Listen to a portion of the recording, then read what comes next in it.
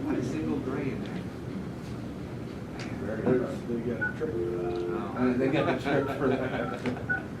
Just for that. Evan Smith said it best, my beard is weird.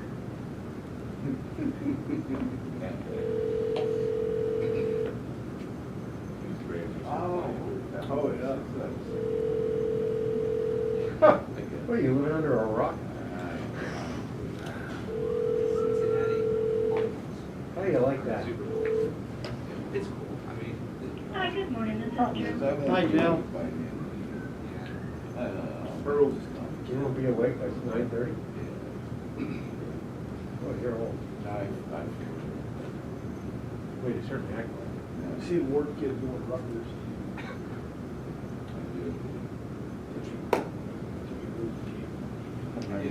Stop the games this morning.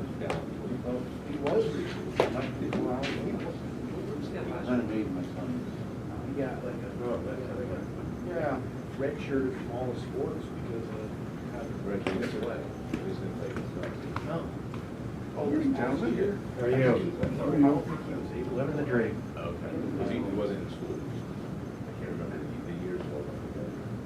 He was on the team this past year. She is. I have 2 years ago we had.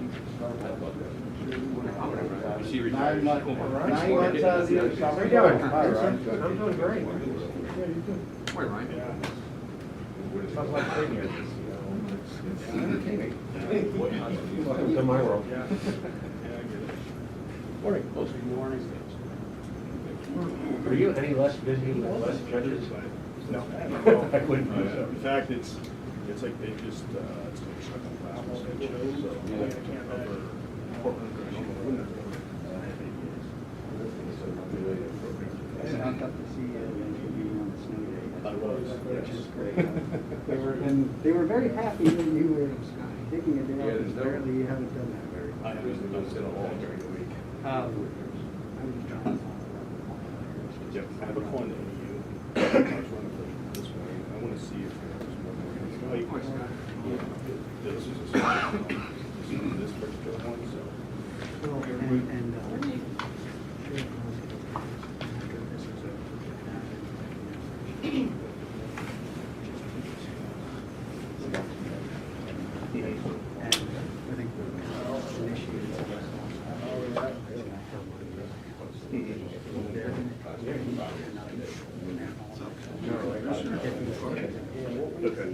But there's more details to it that I wanted to kind of review with you and just to let you know where we are.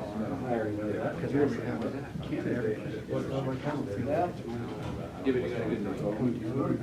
That's not it's your job to review and tell me as long as I got it. Now, I'll call them over when you get here. Good morning, Commissioner. Good morning. How are you? I'm doing great. Thanks. Because there's a switch off. Is he, it's already on, it's already on. Hi, who joined? Sure. Very Okay. good work. Ready for the weekend. Highly recommend. It's not bad. Yep, I got you, thank you. Good morning. How are you? Just great. Good.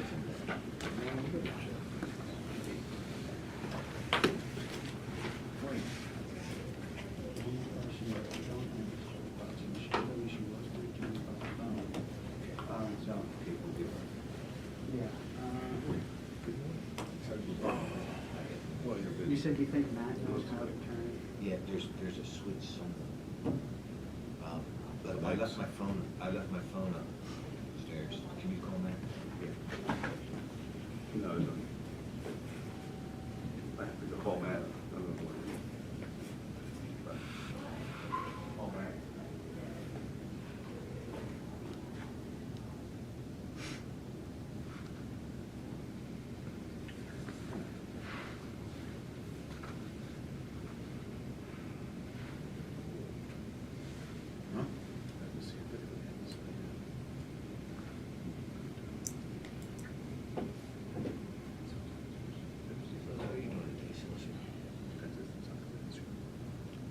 so good, but it's only 8:30.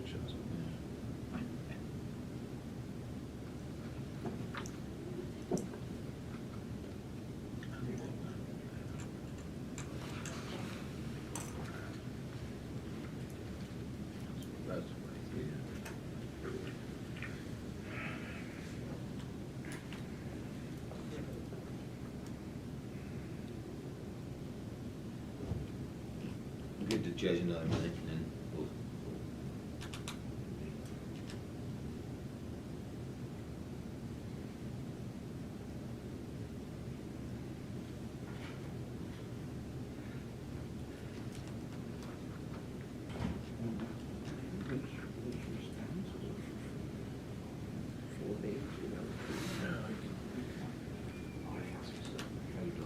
Good.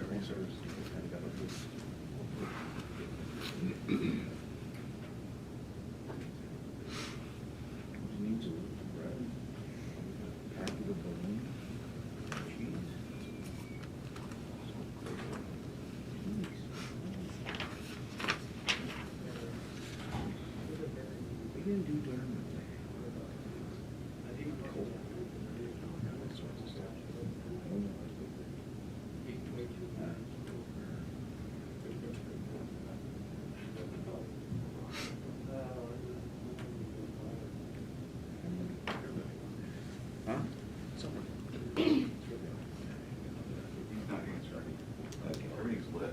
That's okay, we'll just talk about it. Okay, at this time, I'd like to convene the prison board and seek approval of the previous minutes. I'll make it. I'll second. That was That was Sheriff Lusk made a Sheriff motion. Lusk. Commissioner Master made a second. Okay, all in favor? Aye. Aye. Any opposed? Motion carries. This time I seek public comment on agenda items only. Seeing no one here, we'll move on to the, we'll move on to, give me a motion for the approval of the bills. I'll move to approve. Commissioner Maravito made the motion. Second. Second.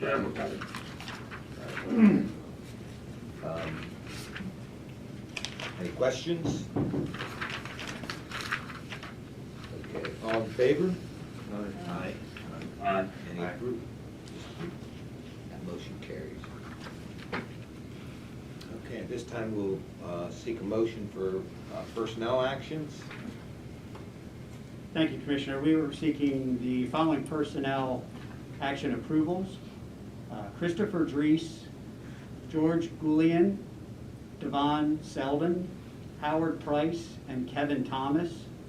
They are all full-time correctional officer relief positions at the prison. And then Kenneth Clemont, a part-time resident supervisor at the pre-release center. That's good news. Yes. Okay, I need a motion to approve. I'll move to approve. That's Commissioner Maravito, second. And all in favor? Any opposed? Okay, the motion carries. Okay, we'll move on to informational highlights. Population report for the month of January shows that the prison carried an average of 203.06 males at the prison and 33.9 males at the pre-release center, for an average daily population of 236.97, and we had a peak in the month of 250. For females, we carried an average of 27.42 at the prison and 6.48 at the pre-release center, for an average daily population of 33.9 with a peak of 42. The average in-house daily population for the month of January was 270.87, and we carried a peak of 287 in the month. The in-home detention program carried an average of 32.55 clients on our male clients and 11.84 female clients. We did have overcrowding transfers in the month of January. We carried an average of 29.25 males and 3.06 females, for an average in the month of 32.31. Our total overcrowding and in-house population for the month of January was 303.18. That is a little higher than what we saw in December of 2021, and also higher than what our yearly average was for 2021. We carried 289.1 in December and 272.9. The the next report is the prison disciplinary report. The Prison Disciplinary Committee, chaired by Deputy Warden Barnes, conducted 43 hearings in the month of January. 40 of those hearings resulted in a finding of guilty with disciplinary lockup time imposed. 2 of the hearings resulted in guilty findings with lockup time suspended, and 1 hearing resulted in a not guilty finding. Those hearings were carried on 34 different inmates, 8 of which had greater than 1 incident, and there were 16 informational reports generated by the staff. And Ryan, is there anything that you wish to add regarding prison disciplinary reports? No, I have nothing to add. The report after that is your pre-release center report. Indicates that the monthly average for work crew males was 34 and females was 7. Again, the work release program is still on hold, and our totals then for January are 34 and 7, and that's also the year to date. There were no program highlights in the month of January for the pre-release center. The bail release program informational report is next. The monthly report shows that on supervised bail, there were 54.38, an average of 54.38 clients. There was an average of 93.81 clients on intensive supervised bail, and there were 3.58 clients serving a sentence on supervised release, and those sentences are for driving under suspension. The total average client list for the month of January for supervised bail was 151.77, and those clients then saved the county prison 4,705 bed days. The report after that is your mental health snapshot. The snapshot was taken on February 9th of this year, and on that day there were a total of 341 inmates counted within the prison system. 290 of those were male and 51 were female. Broken down to roster A with no mental health history, there was 165 males and 7 females, or 50.44% of the population.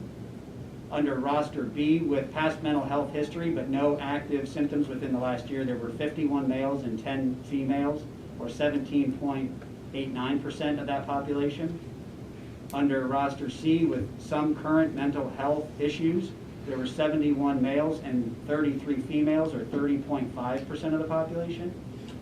And then under roster D, inmates that were experiencing serious mental illness, there was 3 males and 1 female, or 1.17% of the population. Inmates receiving psychotropic medications, there were 7 males receiving medication out of the 34 that were at the pre-release center, or 20.59% of the population. There were 2 females out of the 5 that were at the pre-release center, or 40% of the population. And then there was, at the prison, there were 30 males receiving meds out of 186, 16.13% of the population. And there were 12 females out of the 28 that were counted that were receiving meds, or 42.86% of the population. The total percentage of inmates on meds at the pre-release center was 23.08. Total percent of inmates on meds at the prison, 19.63. And within the entire prison system, the total percentage of inmates receiving psychotropic meds was 20.16. You know, Warden, there's a lot of information that's gathered by the staff in doing these numbers. And how do we translate these numbers into knowledge, and what do we do with them? Well, actually, I would refer probably to Deputy Ward Member, because he's the one that generates a lot of this information. It's information that we also share with mental health and with our medical staff. But Chris, is there anything that you want to add as far as what we do with this information? Well, we've started to incorporate this information into our monthly forensic review team committee, which composes the district attorney, public defender or private attorney, judge, mental health, adult probation. So it kind of gives an outline and a framework for those people that we spend a lot of time trying to work on. I do believe it's a reason that you saw only 4 Ds this month is because we work as a team across the county as a team to be able to identify and come up with plans that make sense for these people. We just held in January the last meeting, the last stepping up meeting that in concert with Susquehanna Software. A lot of the data, which is much more extensive than this for mental health, is currently under review.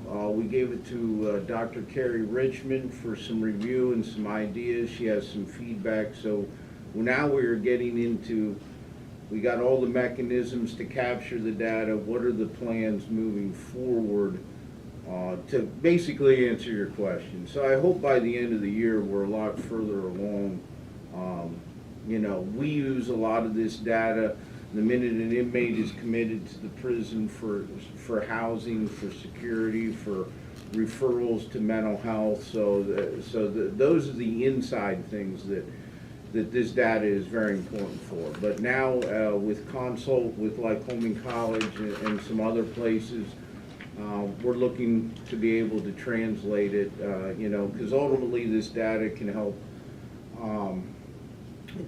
the county in general, whether it's mental health, whether it's West Branch, whether it's the prison or the criminal justice, to apply for grants and be able to back things up with the data to secure funding. So the realistic goal is hopefully by the end of the year to be able to turn it around to even more so than we are now, to answer your question. I noticed that the category D was down a lot. It's probably about 6 or 8, yeah. which is huge because they take up a huge amount of time. Yes. I can't emphasize enough that I think we have to find a way to commit some resources to finding some place in the community. On the reentry side, the folks who, not our day reporting, but our reentry, I think that we need to figure out a way to work one-on-one. I'll give you an example. Last night I got a call, 12 o'clock at night. Guy with MH issues who lives in one of our buildings. I mean, in a normal situation, a landlord would have called the police would have come, and he'd be in the prison today. And I know that is not going to do anything for him. You know, it's just not going to help him. But at the same time, and I, you know, I'm talking with the joiners office, at the same time, if we expect to keep people out of our prison, we have to have a network in the community to help the private landlords or the families. Like, a lot of the families don't want to take the folks back, right, because they can't handle it. And so I think we have to find a way to set up with the joinder an infrastructure. I had called the crisis line, and the crisis line said, listen, we can't come down. We can only come down if someone's suicidal. And so, you know, we have to look at that because, like I said, the alternative is that we're going to end up putting them in apartments when they get out, and then the police are going to come, and then the DA is going to have to deal with it, and the APO. So I hope that maybe with the ARP fund, Clinton County, yesterday, the chief of juvenile probation told us about a program that they have put together, and maybe we can talk to our colleagues up there, to my colleagues up there. Okay? But this is great information to have. I really think it wouldn't take a lot of effort on the part of the groups that you're talking about, Mr. Ebner, to figure out a way to have an on-call. Now, we're getting that crisis service, and we're getting that building out of Lycoming. I just find it hopefully urgent, we can try to do something, especially with the folks that Gio's working with that are going back into the community. You know, at the very least, we ought to have a check-in, and I think we ought to have a welfare check-in on them whether they request the services or not. And I don't think that violates their civil liberties.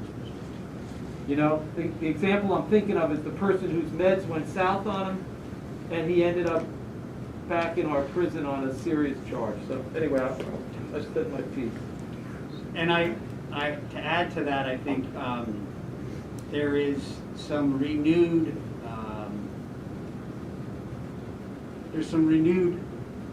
working on the crisis intervention team.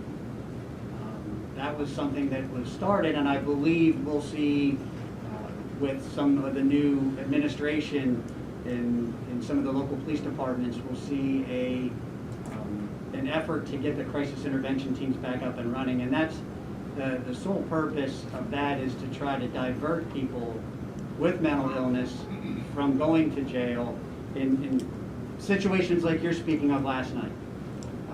You know, if the police do show up, having an option other than incarcerating them, and being able to address somebody who is experiencing some mental illness or serious mental illness, because incarcerating them isn't going to solve any of those problems. It's going to only, and sometimes exasperate them, and we want to try to get them back out into a position where they can function in society. And I believe it was Commissioner Marabito's idea that we do this chart at some time, because it, you know, when you hear some of the stories, the CEOs over there and having to deal with these mentally ill people, it's difficult. It's not only, you know, it's not only sad, it's just difficult, the situations that they're put in. So I appreciate everything and all the work, Chris, on what you guys do over there. Hopefully we can get them to a better place. And even though it might cost us a little bit of money, when you start to think about what, 30, just say 30 people we're housing out of the county right now, it's $2,100 a day, 15,000, what is it, 15,000 a week. So that's real money, and it should be going to something else that's more productive than housing them somewhere else. And Mr. Chairman, let me just give you, last night, the incident spiraled into, it's an interracial building, spiraled into racial epithets being shouted by the individual, right? So what does that possibly escalate to? It escalates to violence, it escalates to a serious situation. So, you know, and obviously, at a certain point, the private entities in the community have to call the police and say, listen, this can't be, you know, can't be allowed to happen. So, thank you for thinking of that. And Commissioner, just one more thing, you kind of hit on it there, but the men and women correctional officers do a fantastic job in working in concert, because they are on the ground floor, and they do a phenomenal job in handling whatever crises occur while incarcerated. So I just, you know, thanks for bringing that up. The next report then is the yearly report that is provided to the board, and this is for juvenile commitments. In 2021, we had 4 male juvenile commitments and 2 female juvenile commitments. 2 of those 4 carried over and are still incarcerated in 2022, and 1 female carried over and is still incarcerated in 2022. The range of offenses you can see there were robbery and aggravated assault. And for the board's information, and obviously DA Gardner can step in here if he has anything to add, juveniles that are committed to adult facilities are only committed on serious offenses, felony offenses, violent offenses, and they have to be certified into adult court. So they are actually charged as adults even though they're not 18 years of age. The average education level of those commitments was 11th grade. The length of stay ranged from 23 days to 162 days, with an average length of stay being 67 days. As we indicated, there were 4 releases, and there's still 3 current juveniles in custody. The total juvenile bed days for 2021 was 403. And the note there at the bottom, 1 male commitment and 1 female commitment were released and then recommitted. And LCP committed 3 individual males and 1 individual female in 2021. So what kind of pressure does that put onto the prison and the staff when there's a juvenile versus the adults? Or does it matter? It does put pressure. It creates a unique set of circumstances because we do have to keep the, we have to be able to keep the juveniles separated from the adults. And we separate by keeping the juveniles locked down, and they only come out of their cells when the adults are locked down, and vice versa. But it does, a facility that's designed like our facility, certainly that creates some unusual and very difficult circumstances to maintain. And oftentimes the juveniles that come to us, I guess the best way to put it is they have to learn how to adjust to that environment. Because for many of them, they've never been incarcerated. They may have spent time in juvenile detention facilities, but certainly those, although the function is somewhat the same, are different than what you find in adult facilities. What was the, when you say they were released and then recommitted, what was the reason for the release? And the recommitment? They were released on supervised bail and then violated the rules and conditions of the supervised bail program and were recommitted. Was there any other reason other than that, Chris? That you know? I think they were both bail-related issues. Yes. The last report, again, is a yearly report that is provided to the board, and this is federal Social Security incentive payouts. Just gives you a breakdown of what we received from the Social Security Administration per year, dating back to 2003. But then 2017 to 2021, it's broken down to what we receive per month. We submit a weekly report to the Social Security Administration office regarding our inmate population, and then the Social Security office reviews that report, and they pay us an incentive to provide that report to them, because they then will review whether or not to continue somebody on Social Security benefits based on their incarceration status. So that's just a report that we provide every year. It is it is part of our monthly revenue. Moving on to other informational highlights. On January 6th, Deputy Warden Ebner and I met with GO Program Manager Mike Boughton to do a review, an end-of-year review or a yearly review of the prison reentry program. On January 6th and January 13th, the Prison and Joinder Administration met with representatives from Array Behavioral Care to continue in our discussions regarding the implementation of telepsychiatry services at the prison. On January 7th, Deputy Warden Ebner and I participated in a conference call with the Pennsylvania Department of Corrections and other county prisons, and that was to review COVID status and updates and reports. The Department of Corrections will reach out every couple of months just to go over any new trends that they're seeing.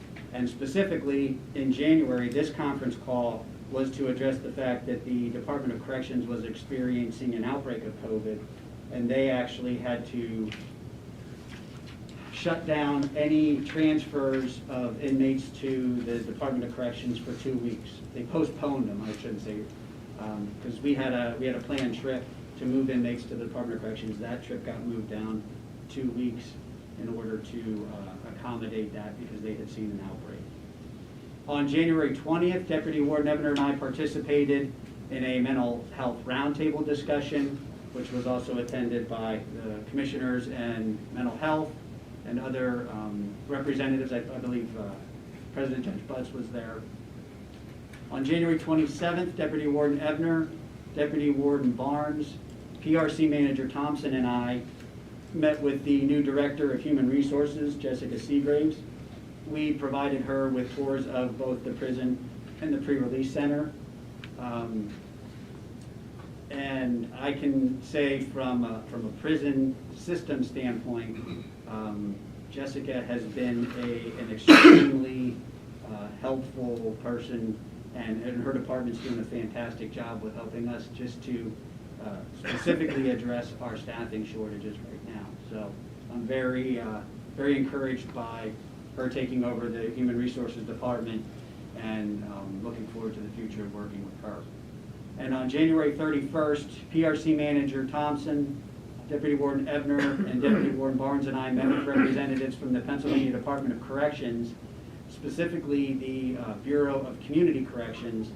I had reached out to the DOC to discuss our work release center and work crew center, and trying to maybe gather some information on what they're doing in their community correction centers. It's just information sharing. What are they doing? What are we doing? Compare, and it's always good to get new ideas if they're doing something different that's working. And obviously our goal at the PRC is to get work release back up and running. And so looking towards the future, how can we do that? How can we do that effectively? How can we do that safely? And so they actually reached out back to me and said, we're going to be in your area. Can we stop by? Thought it was a great opportunity. And we spent the morning touring the pre-release center and going over what they're doing in their facilities versus what we're doing. I thought there was a lot of good information sharing there, and I think we can take some of that information and start to incorporate it into how we're doing things. But for the most part, as it's been all along, a lot of what they're doing, we're already doing. We noticed there was a lot of overlapping of how we're treating COVID and how we're trying to contain it and keep everybody safe that's working in those buildings, and also the residents at the pre-release center, how to keep them safe. So very beneficial to discuss with them and review practices, protocols. I don't know if any of the other participants, either Rob, Chris, or Ryan, want to add anything to that. I mean, I thought it was a very useful meeting. And those are all of the informational highlights that I had. Thank you. Any other questions for the warden? We'll go into old business and reentry. That's going to be Mr. Starr. Is that going to be? I'm going to do both again. All right. So do you want me to, can I just do it from back here? You know, Come up? I'm not sure if anybody's seen you yet. Yeah, I think so, but come on up, please. It'll be easier for them to hear. Okay, so I'll begin with John Stahl's report, program population statistics. They had a sentence total of 29 and APO 49. Total program population as of February 2nd, 2022 was 78, with 59 male clients and 19 female clients. There was a total of 508 successfully discharged clients. And overall individual intakes without return to the program was 1,067. Active clients receiving monitoring services was 46, and total amount of client intakes into GPS alcohol monitoring services was 1,756. Total days served on monitoring services by all process client intakes was 96,705. Down in Juvenile, there were 6 active cases on GPS through geo-monitors as of February 1st, 2022. Monthly intake total breakdowns for January was 13. And then moving on to my report, as of February 3rd, there was a total of 17 active participants and 18 pending intakes. Since January 2022, there was 4 intakes completed by the Reentry Coordinator, 1 LSIR, and 1 Transitional Action Plan. Sessions completed by the Reentry Coordinator was 13. Total participants in the Reentry program who were released in the month of January was 16. Referrals and appointments made by the Reentry Coordinator was 1, and resources given by the Reentry Coordinator was 14. In the month of January 2022, there was a total of 11 referrals made to the program, with 9 of them being from LCP and 2 of them being from PRC. Of these total referrals, 2 refused to participate, 0 were released before being seen, and 4 people were referred but did not meet the criteria of the program.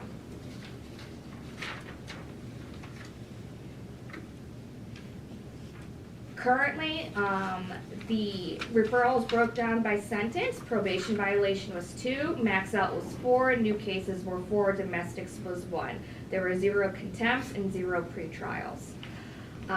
Reentry service January statistics, average population per day at the reentry center was 74, with a total of 13 intakes, 7 discharges, 3 successful completions, and 53 total for adult and juvenile on electronic monitoring. And that is all I have. Any questions? Thank you. Okay, our prison board meetings, our next one will be held at the prison, 3/11/22. And any new business? I have a couple questions. This is for District Attorney Carden. What's our current trial list up to? I'd have to take a look where it's at now, but I think it's in excess of 500. So 500 plus cases? Correct. Okay. Just on the pretrial. That's a concern because currently we have 2 judges that have retired. We have 1 judge, senior judge, who's doing 4 out of 20 days on the bench. Another senior judge doing 10 out of 20 days on the bench. And those cases are going to continue to rise in the trial list, which puts a burden on the prison system, probation, the sheriff's office, which is a major concern of mine. And also the question regarding video conferencing. How often is video conferencing being used at the prison?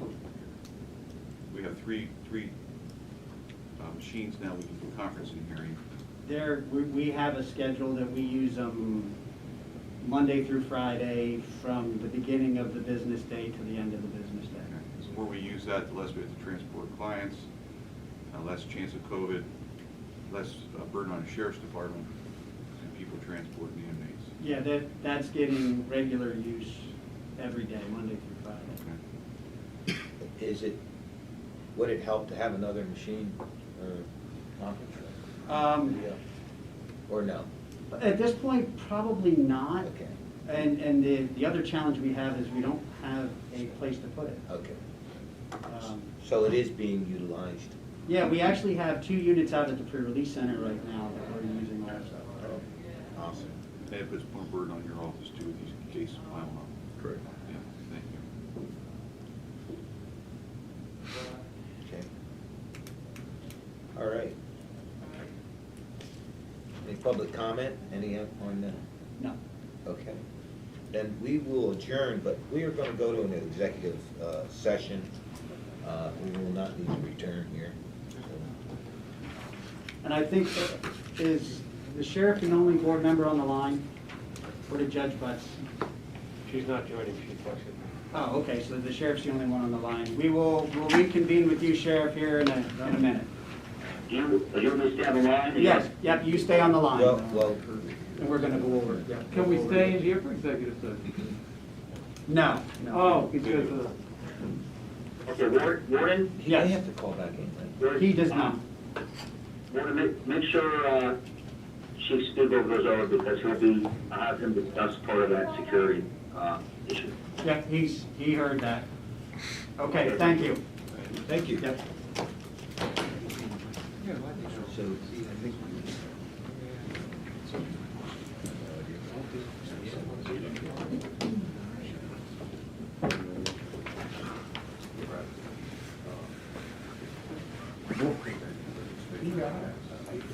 I'm great.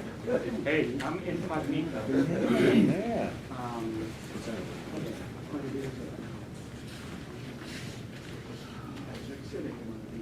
I'll let them know. You and I are gonna review that.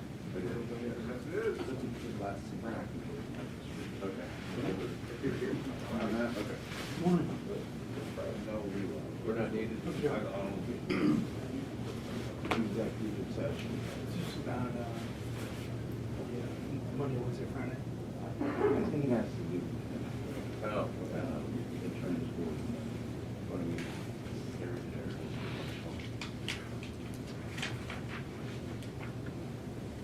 Good idea. Yeah, it's safe.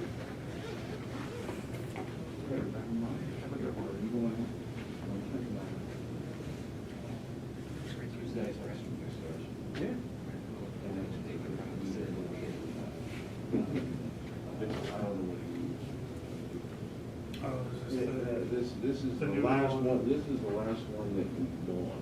It's not a rental.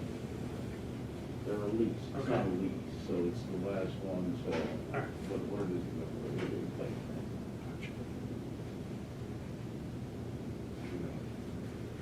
Is the county gonna sell it? County want it, whatever, it doesn't matter to me. Is it old, beat up? It's not, it's still running good, it's got 96,000, so it's not, it's got one little clank. Yeah. What brings you over? At least, We're doing at least for No, now. it's, discussion with commission. we need you to sit down, and grab a conversation.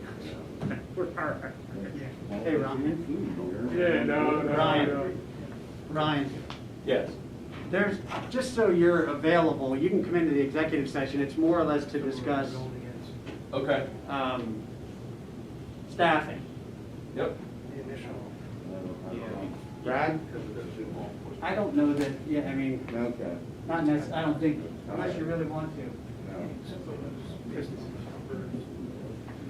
I don't. Hey, I think that's the, so are we gonna have a I don't know if you were here for No, I was not. I never had a deal. It's been a long time since I had a deal. I mean, I'm too Yeah. And I think it's Yeah. It's a lot of work. Yeah. A lot of work. I don't know what happened there. We meet next week. We do. Yeah, we meet next week, so. How many,